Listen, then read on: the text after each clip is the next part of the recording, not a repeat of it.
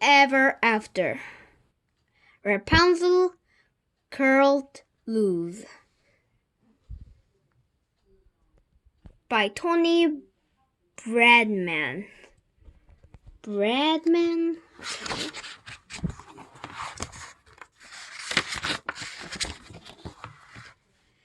It was Saturday, and Rapunzel and her husband, Prince Damo, were having breakfast together at the castle. He was talking into his third bowl of royal cereal, but Rapunzel had barely touched her mushel. "Lost your appetite, my love," said Prince Damo. "What's wrong?" "Oh, nothing much," said Rapunzel. She sighed. "I just don't like Saturdays, that's all." "Really?" said Prince Damo, surprised. "What not to like? I love Saturdays. I can spend the whole day doing the things I enjoy. It's golf this morning, tennis this afternoon, a fencing match this evening." "In case you've forgotten," said Rapunzel, "Saturday is the day I wash my hair." They both looked at the shining river of gold tresses that floated from Rapunzel's head, down her back, onto the floor and round the table. 12 servants stood by to carry it, like the train of dress. 12 more servants were needed to brush it, which usually took from breakfast till lunch. And as for washing it, well, Rapunzel knew she'd be spending her Saturdays in the royal bathroom. Teams of servants would use enough water to float the ship, and several huge bands of shampoo. Then dyeing her hair would be take till after midnight. Electric bills were enormous. She hated the whole business, and so did royal hairdresser. He was always complaining that he never had anything interesting to do with her hair. "I don't understand, said Prince Damo. "Is washing your hair a problem? "Well, yes," Rapunzel said nervously. "In fact, I've thinking of getting my hair cut." "You cannot do that," said Prince Damo, looking upset. "I love your long hair. It's what brought me to you in the first place." Rapunzel frowned. She'd had a feeling this was going to be difficult. Ever since Rapunzel had let down her hair from a window, and the prince had climbed up it to rescue her from the wicked witch, he had been going on about her lovely long locks. "But it's a real pain," said Rapunzel. "I love to play golf and tennis, and I fence like you. I can't though, can I?" "But I don't want you to change," said the prince. "I just want you to be what you are now, beautiful, perfect, with lovely long hair. Besides, there's no point in you taking up any sports. You'd be useless at them." "Excuse me?" said a shocked Rapunzel. "Oh, everybody knows girls are rubbish at sport," Prince Damo said. "Mind you, I'm beginning to think the boys in the forest aren't too high hot either. None of them are good enough to beat me.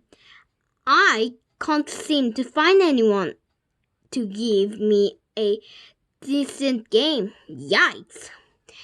Is that the time? Mustache! Bye! The prince grabbed a piece of toast, blew her a kiss, and left. Rapunzel sat there, scowling. So girls were rubbish at sports.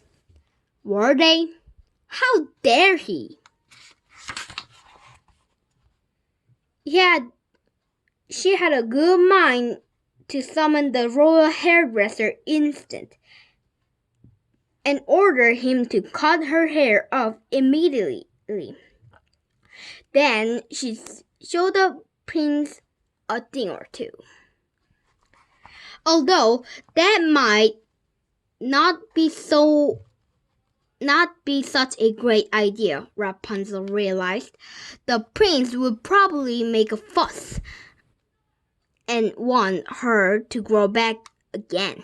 Besides, she loved him really, even if he was needy. She just had to find a way to make them both happy.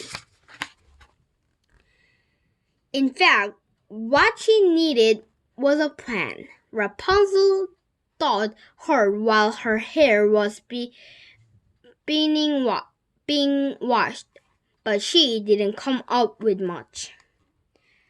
After a while, she picked up a magazine out of a sheer boredom and read an article about wigs. Now that's interesting, Rapunzel thought. By Monday morning, Rapunzel had her plan. She wanted till Prince left the palace for a game of squash, and then she summoned the royal hairdresser. How may I serve you today, Your Majesty? He said, sounding bored already. Some advice on shampoo? A change of hairbrush, perhaps? Actually, I was thinking of asking you to do something rather creative, said Rapunzel.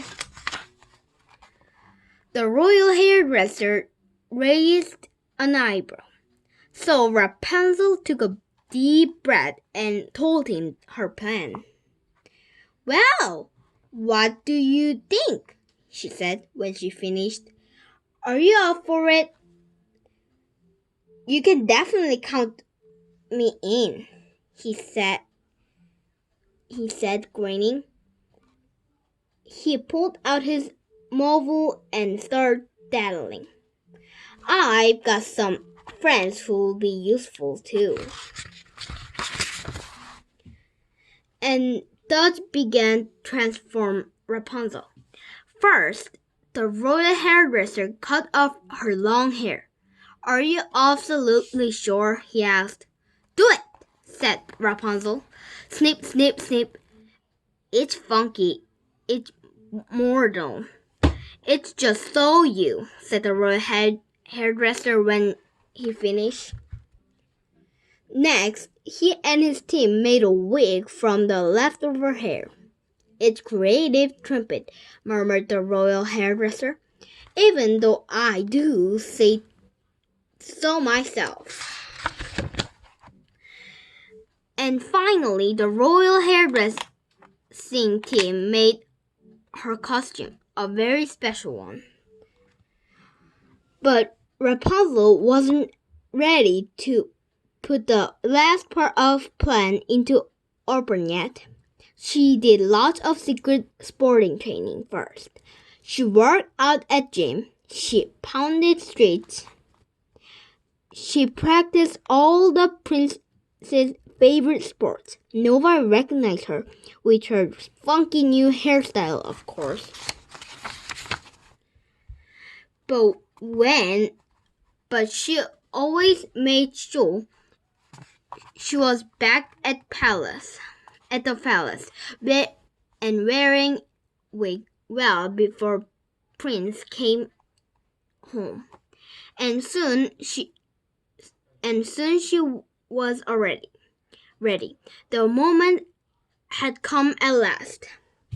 One morning, a few days later, Prince Diamo was on the royal golf course with some friends, about to start a game. Suddenly, a strange masked figure leapt out from behind the bush and stood before him. "Hold it right there, Princey baby," scolded the figure. "I am the masked mystery girl, and I challenge you to a golf match. What do you say?" "Play a girl," said Prince Diamo, laughing and looking around at his pals. "I don't think so. Now, would you mind?" "Scared I'll beat you?" said masked mystery girl. "Why, you cheeky," spurred the Prince Diamo. "Ride your on, and I'll beat you hands down. 4. But Prince didn't beat masked mystery girl. He didn't get close. She beat him easily. The prince immediately challenged her to a game of something else. So they played tennis. She beat him easily at that too. Then she beat him at squash, bowling, badminton, fencing, horse racing, running, archery, swimming, arm wrestling.